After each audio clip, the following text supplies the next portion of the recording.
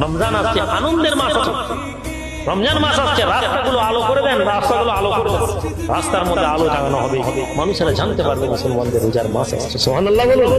রাস্তায় খাবারের ফল দেখুন, গরিব মানুষ প্রতিদিন পারেন না, একদিন শুক্রবার দিন সুন্দর করে এই রাস্তায় খাবারের টেবিল প্যাকেট করে গোটা গোটা ফল দিন, মুসলমান লোকের ভয় থাকতে পারে কাটা ফল খাবো, কি জানি মুসলমানরা কি মিশিয়ে দিয়েছে।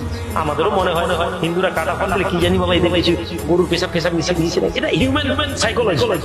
আমরা গোটা গোটা ফল দিয়ে একটা আপেল, একটা কলা, একটা ছোট নাশপাতি এরকম করে একটা সুন্দর একটা প্যাকেট করি, রাস্তা দিয়ে যাচ্ছে, ভাই আমাদের রোজার মাস, আপনাদের ইফতার। সুবহানাল্লাহ বলুন। এই আদর্শ তারা বুঝতে পারবে ইসলাম কি।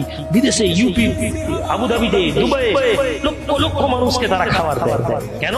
আল্লাহ নবী বলেন রমজানুল কারীমে একটা সওয়াবের নেকি, একটা সওয়াবের নেকি এমনি টাইমে একটা, রমজানে তা 70 গুণ থেকে নিয়ে আল্লাহ তার ইখতিয়ার পর্যন্ত দেন। জোরে বলুন।